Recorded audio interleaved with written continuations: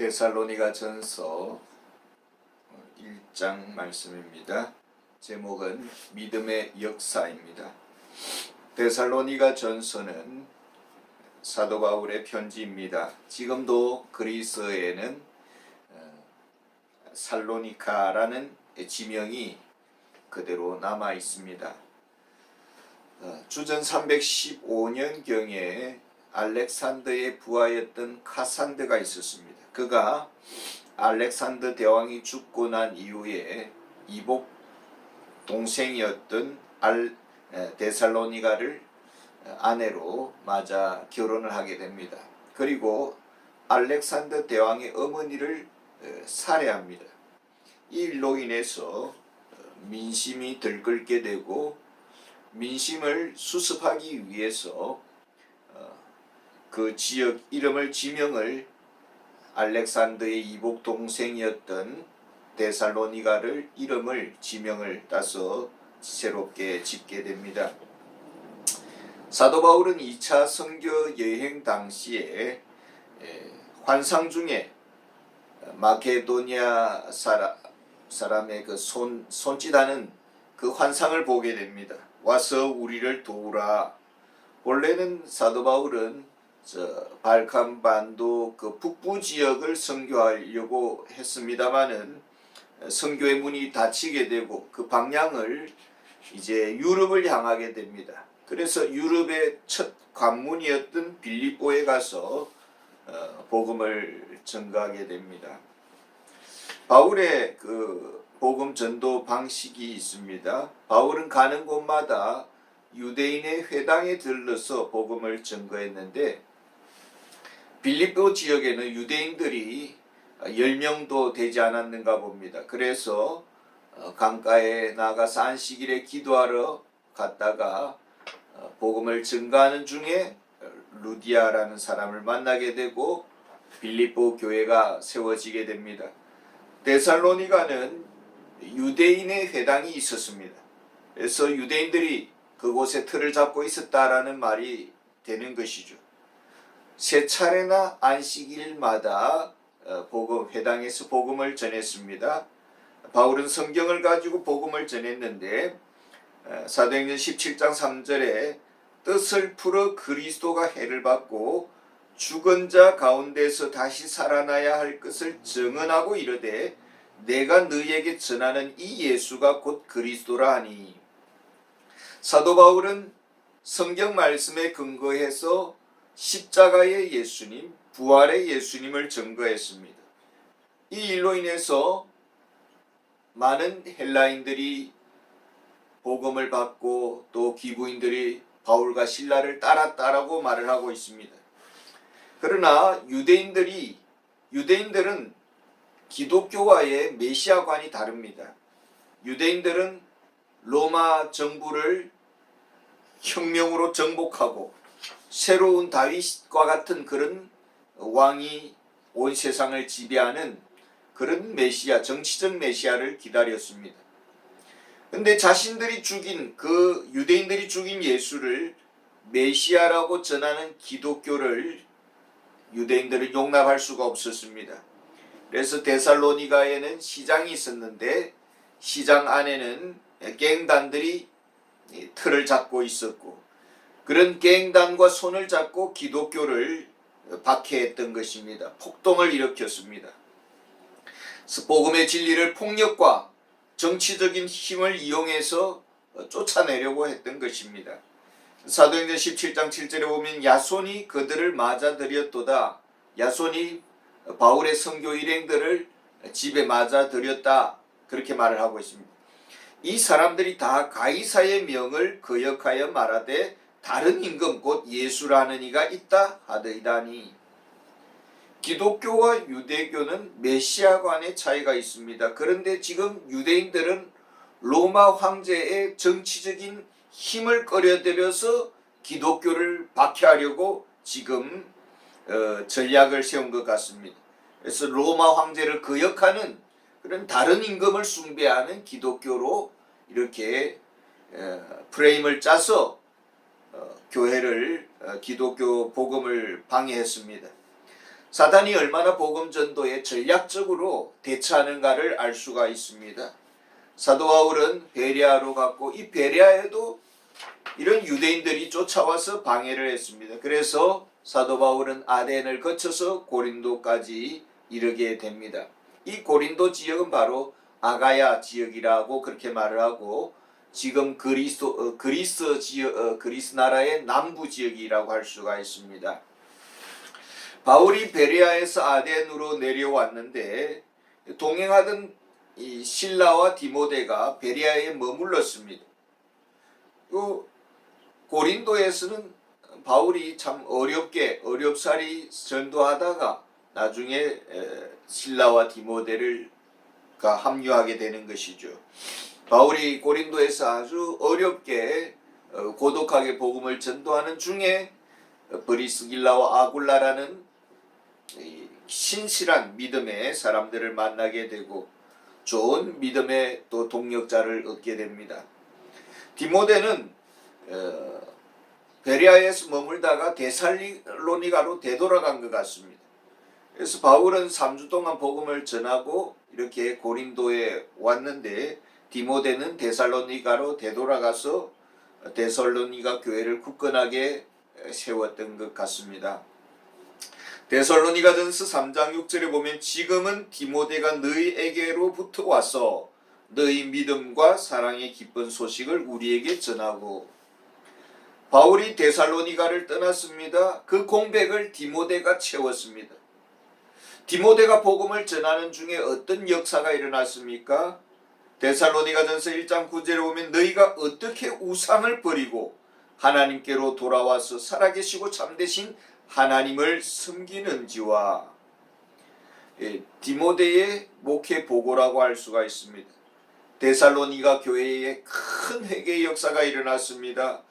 자신들이 섬기던 그 우상들을 모두 버렸습니다. 그리고 오직 살아계시고 진리가 되신 참되신 하나님만 믿기로 작정했습니다. 회개할 때의 놀라운 축복의 역사는 따라오게 되는 것입니다. 사람들이 마음으로부터 더러운 것들을 다 회개하고 버렸습니다.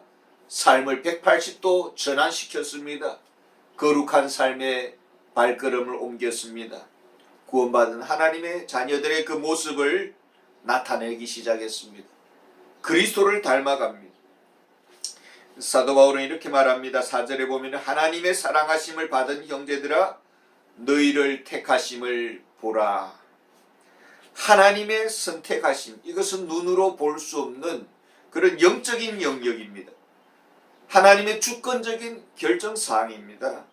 눈에 보이지 않는 이 영적인 하나님의 선택적 역사를 바울은 어떻게 확인할 수가 있었을까요? 7절에 보면은 그러므로 너희가 마게도냐와 아가야에 있는 모든 믿는 자의 본이 되었느니라. 마게도냐에는 빌립보 교회가 있었습니다. 빌립보 교회가 주목을 합니다. 베레아 교회가 데살로니가 교회를 주목합니다. 그리고 아가야에 있는 고린도 교회가 데살로니가 교회를 주목합니다. 데살로니가 교회를 주목하라. 바울의 선교 초창기에는 복음의 선두주자가 데살로니가 교회였다라는 것을 알 수가 있습니다. 하나님께 특별히 사랑받는 교회, 쓰임받는 교회, 부흥하는 교회, 모든 교회들이 주목하는 교회, 바로 데살로니가 교회였습니다. 건강한 교회를 요약한다면 어떻게 정리할 수가 있겠습니까? 3절에 보면 믿음의 역사와 사랑의 수고와 소망의 인내라고 말을 하고 있습니다. 데살로니가 교회에 믿음의 역사가 일어났습니다. 5절에 보면은 이는 우리 복음이 너희에게 말로만 이른 것이 아니라 또한 능력과 성령과 큰 확신으로 된 것임이라. 우리가 너희 가운데서 너희를 위하여 이른 사람이 된 것은 너희가 이른 바와 같으니라. 씨를 뿌리는 농부가 있습니다. 그리고 씨가 자라야 하는 그 밭이 있습니다. 복음을 전하는 자를 우리는 농부라고 할 수가 있고, 그리고 복음의 그 농부는 어떻게 복음의 씨를 뿌렸을까요? 어떻게 전도했을까요? 고린도전서 2장 4절에 보면은 내 말과 내 전도함이 설득력 있는 지혜의 말로 하지 아니하고 다만 성령의 나타나심과 능력으로 하여 너희 믿음이 사람의 지혜에 있지 아니하고 다만 하나님의 능력에 있게 하려 하였노라. 설득력 있는 지혜의 말로 하지 아니하고 청중과의 소통이 능수능란한 그런 전도자들이 아니었다라는 것입니다. 당시의 철학자들처럼 웅변술, 논리학, 수사학에 능한 사람들이 아니었다라는 것입니다. 그런 방법으로 변론하지 않았다라는 것입니다.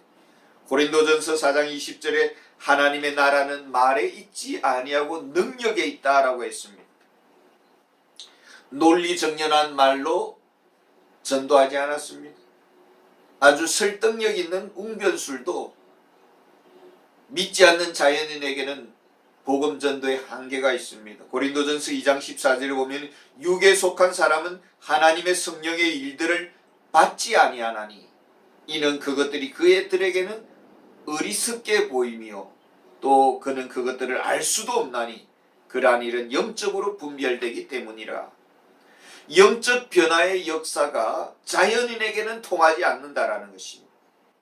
자연인의 그 굳은 마음속에 강력한 성령의 역사가 나타나야 된다라는 것입니다. 굳은 마음의 그 돌짝밭에 성령의 그 복음의 능력의 역사가 나타나서 생각의 뿌리를 뒤흔들고 영적인 혁명이 일어나고 마음의 밭을 부드럽게 갈아엎어야 되고 성령의 능력이 동반되어야 된다라는 것입니다.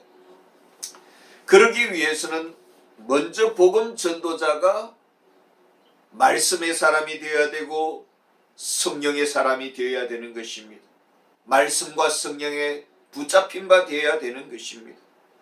그래서 스펄전 목사님은 설교를 준비하고 주일날 강단에 올라갈 때 그 한 계단 한 계단 그 강단을 향해서 갈 때마다 성령 충만하게 해달라고 그렇게 강구했다라고 합니다. 베드로전서 1장 23절에 보면 너희가 거듭난 것이 썩어질 씨로 된 것이 아니요 썩지 아니할 씨로 된 것이니 살아있고 항상 있는 하나님의 말씀으로 되었느니라. 복음의 씨가 있습니다. 이것은 객관적 진리의 말씀인 성경 말씀입니다. 디모데후서 3장 15절에 또 어려서부터 성경을 알았나니 성경은 능히 너로 하여금 그리스도 예수 안에 있는 믿음으로 말미암아 구원에 이르는 지혜가 있게 하느니라. 바울이 세 차례 안식일에 그 회당에서 복음을 전했습니다. 겨우 3주 복음을 전했습니다마는 그저 성경 공부만 한 것일까요? 성경의 지식을 전달한 것일까요? 사도행전 1장 8절에 보면 오직 성령이 너희에게 임하시면 너희가 권능을 받고 예루살렘과 온 유대와 사마리아와 땅끝까지 이르러 내 증인이 되리라 하시니라. 바울은 능력과 성령과 큰 확신으로 되었다. 믿음의 역사가 일어났다라고 말을 하고 있습니다. 그렇다면 무엇과 무엇이 결합이 된 것입니까? 복음의 말씀과 성령의 역사가 함께 역사했다라는 것입니다. 이때 어떤 모습으로 표현을 합니까? 바울은 이렇게 말합니다. 우리 복음이 이렇게 말을 하고 있습니다. 우리 복음이 구원의 복음인 성경 말씀이 있습니다. 그 복음이 말씀을 전하는 사도 바울의 마음을 꿈틀거리게 하고 생명으로 역사합니다. 이 복음이 사람을 거듭나게 합니다. 영적으로 자라게 합니다. 그러나 이 복음이 듣는 청중에게 같이 역사합니다. 객관적인 복음의 진리가 성령 안에서 복음을 전하는 전도자를 능력으로 사로잡을 뿐만 아니라 듣는 청중에게 생명의 역사로 전달이 된다라는 것입니다. 이때 듣는 청중이 변화가 일어나는 것입니다. 그래서 고린도후서 5장 17절에 보면은 그런즉 누구든지 그리스도 안에 있으면 새로운 피조물이라. 이전 것은 지나갔으니 보라 새 것이 되었도다. 중생의 역사가 일어나는 것입니다. 거듭난 사람은 하나님의 말씀에 대해서 어떤 태도로 반응을 할까요? 6절에 보면은 또 너희는 많은 환난 가운데서 성령의 기쁨으로 말씀을 받아 우리와 주를 본받는 자가 되었으니, 놀라운 그리스도를 본받는 성화의 역사가 나타났다라는 것입니다. 마음이 부드러워졌습니다. 말씀을 들을 때에 거북하지 않습니다. 복음을 방해하는 세력이 일어나고 거짓 선동을 자들이 일어났습니다. 그러나 성령으로 말씀을 잘 분별합니다. 전적으로 복음의 진리를 수용합니다. 저 말씀은 내게 주시는 말씀, 저 말씀은 나를 위해 주시는 말씀으로 받아들입니다. 환난 중에도 말씀 때문에 영적으로 기쁘고 또 모든 환경을 초월한 그런 신령한 행복이 그 마음속에 머뭅니다.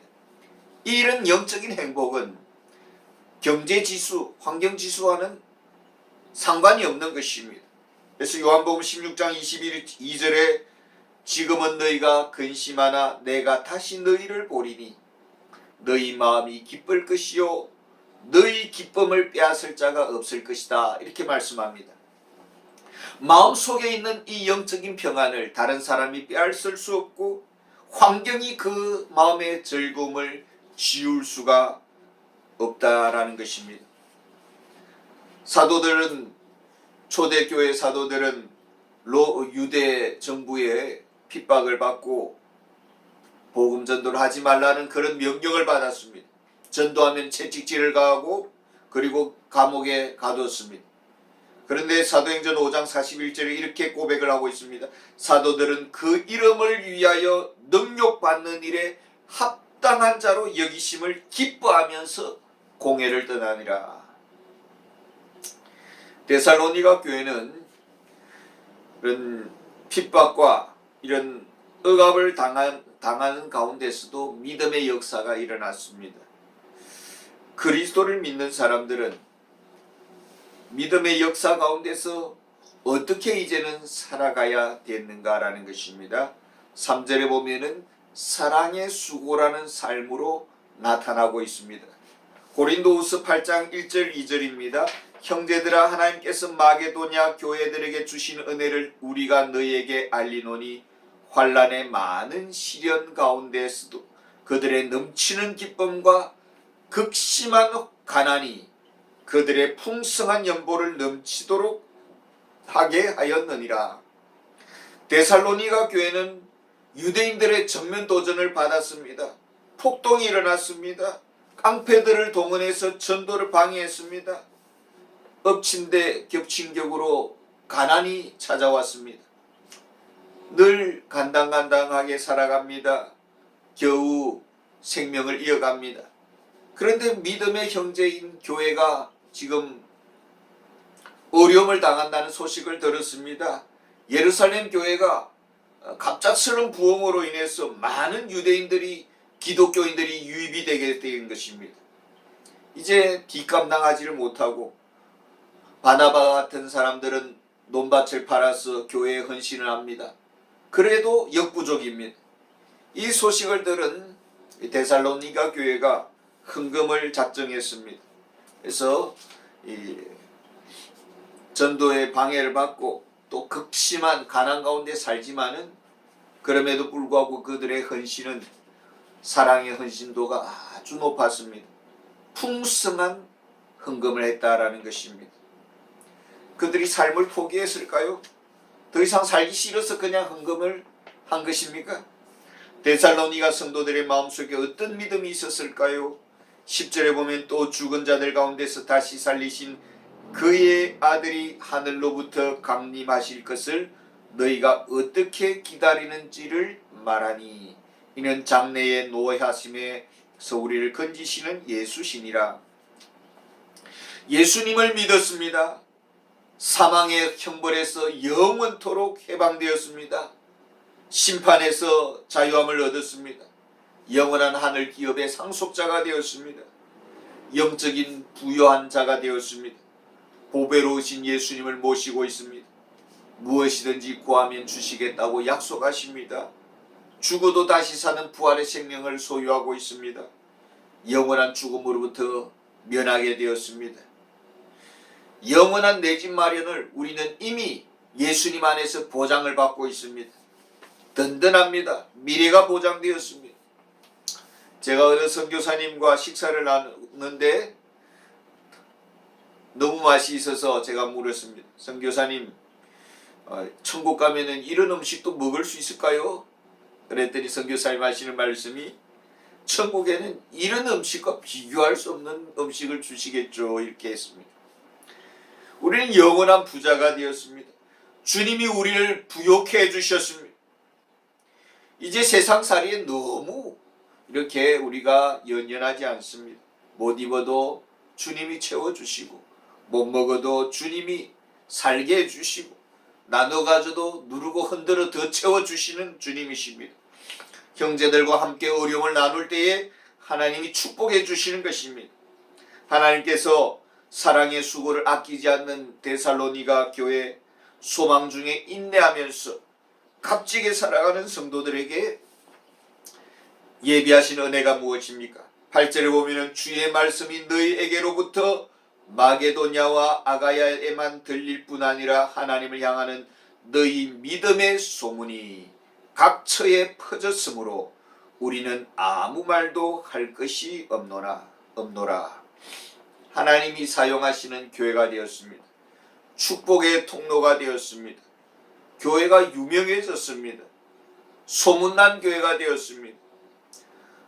복음이 예루살렘 교회가 아니라 데살로니가 교회로부터 복음이 전 세계 지역을 넘어서서 전 세계로 퍼져나가기 시작했습니다. 말씀의 허브가 되었습니다. 복음의 허브가 되었습니다.